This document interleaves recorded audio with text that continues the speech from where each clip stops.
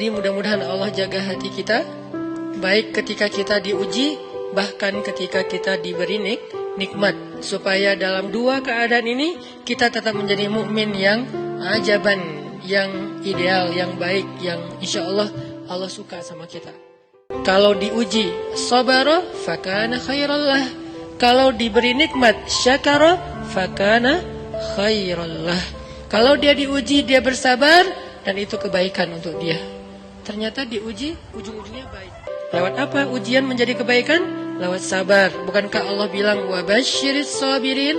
Sampaikan berita gembira kepada orang yang sabar. Ada banyak kebaikan yang Allah sediakan untuk orang yang sabar kalau dia sabar.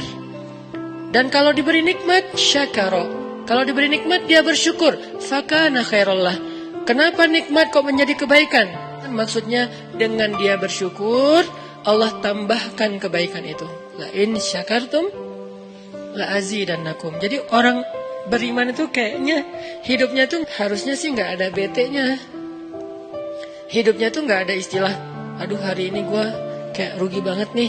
Nggak ada orang yang beriman rugi. Kan hidup kita tuh di antara dua itu kan. Cuman varian ujian itu aja macam-macam. Varian ujian itu misalnya kalau di surat Al-Baqarah Allah menyebutkan 3 varian ujian kan. Ba'sa, dharra, zulzilu. Ujian fisik, ujian harta. Harta ini termasuk karir, kerjaan, usaha, bisnis.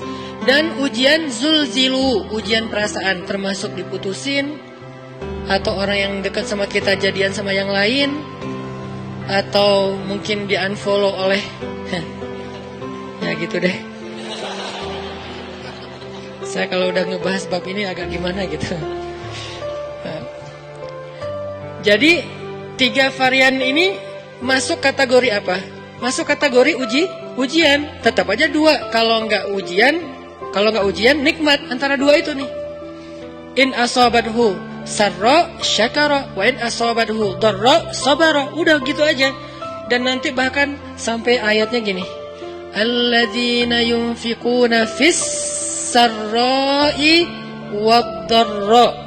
Orang yang tetap beramal soleh lewat hartanya dalam keadaan dia berkelebihan atau dalam keadaan dia kekurangan. Itu mukmin, keren banget gitu. Dia tuh nggak pernah kehilangan kesempatan berbuat baik. Baik beramal soleh ketika dia dalam keadaan dikasih nikmat, maupun beramal soleh ketika dia dikasih ujian, tetap aja beramal soleh.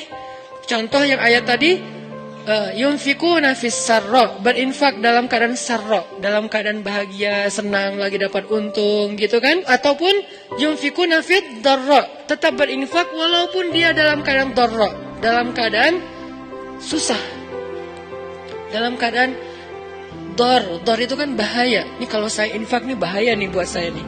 Kalau saya kasih nih saya kayak nggak ada tabungan buat mahar nih. Kalau saya kasih ke dia, terus saya gimana? Gitu kan? Ini dor banget nih, bahaya banget nih. Tapi dia tetap berinfak. Siapa yang mencontohkan hal seperti itu? Selain pastinya Rasulullah udah gak diragukan lagi. Yang jadi kayak simbol berinfak walaupun dia butuh. Orang-orang Ansor, yu'thiruna ala anfusihim walau kana bihim khasasah. Mereka mendahulukan orang muhajirin atas dirinya sendiri, walaupun sebetulnya dia juga butuh kepada kebaikan itu.